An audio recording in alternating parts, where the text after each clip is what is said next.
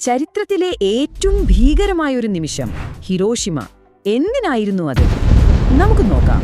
1945 August 6 ഹിരോഷിമയിൽ ഒരു സാധാരണ തിങ്കളാഴ്ച രാവിലെ ആകാശം തെളിഞ്ഞിരുന്നു.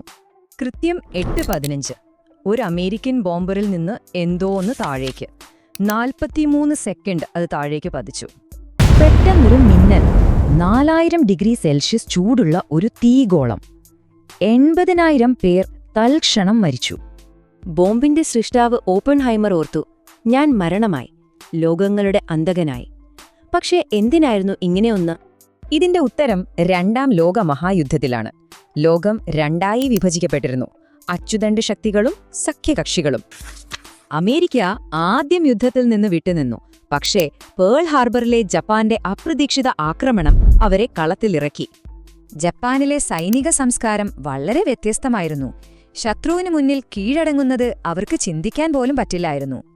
ഈ ഒരിക്കലും കീഴടങ്ങില്ല എന്ന ചിന്ത കാരണം സൈനികരും സാധാരണക്കാരും അവസാനം വരെ പോരാടാൻ തയ്യാറായി നിന്നു.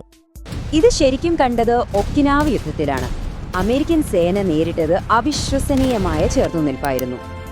അമേരിക്ക ജയിച്ചു, പക്ഷേ വലിയ വില കൊടുക്കേണ്ടി വന്നു.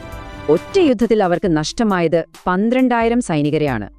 ഒക്കിനാവയിലെ പോരാട്ടം അമേരിക്കൻ നേതൃത്വത്തെ ശരിക്കും ഭയപ്പെടുത്തി.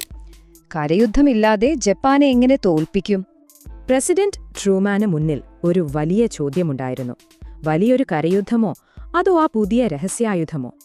1945 ജൂലൈ 26 സഖ്യകക്ഷികൾ ജപ്പാന് അവസാന മുന്നറിയിപ്പ് നൽകി. കീഴടങ്ങുക അല്ലെങ്കിൽ പൂർണ്ണനാശം ഉറപ്പ്. പക്ഷേ ജപ്പാനിലെ നേതൃത്വം ആ മുന്നറിയിപ്പ് അവഗണിച്ചു. അതോടെ പ്രസിഡന്റ് ട്രൂമാൻ ആ ഉത്തരവ് നൽകി. ഹിരോഷിമ നശിച്ചിട്ടും ജപ്പാൻ കീഴടങ്ങാൻ തയ്യാറായില്ല.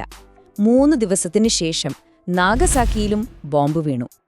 2 അണുബോംബുകൾ, ഒപ്പം സോവിയറ്റ് യൂണിയന്റെ ആക്രമണവും. ഒടുവിൽ ചക്രവർത്തി ഹിരോഹിത്തോ കീഴടങ്ങുന്നതായി പ്രഖ്യാപിച്ചു. ഒരു വലിയ യുദ്ധം ഒഴിവാക്കി ഒരുപാട് അമേരിക്കൻ ജീവൻ രക്ഷിക്കാനായിരുന്നു ഈ ബോംബിംഗ്. ഇതായിരുന്നു അവരുടെ വാദം. പക്ഷെ ഇതിന് കൊടുത്ത വിലയോ? അതാണ് ഇന്നും നമ്മളെ അലട്ടുന്ന ഒരു വലിയ ചോദ്യം. കാരണം ആ 2 ബോംബുകളിലായി മരിച്ച ഏകദേശം 2 ലക്ഷം പേരിൽ 95% സാധാരണ ജനങ്ങളായിരുന്നു. അപ്പോ ആ ബോംബിംഗ് ന്യായീകരിക്കാൻ പറ്റുമോ? ഈ കാര്യത്തിൽ ഇന്നും വലിയ അഭിപ്രായ വ്യത്യാസമുണ്ട്. ഇത് നമ്മളെ ഒരു വലിയ ചോദ്യത്തിന് മുന്നിലെത്തിക്കുന്നു. ആയിരങ്ങളെ രക്ഷിക്കാൻ ഒരു നിരപരാധിയെ കൊള്ളുന്നത് ശരിയാണോ?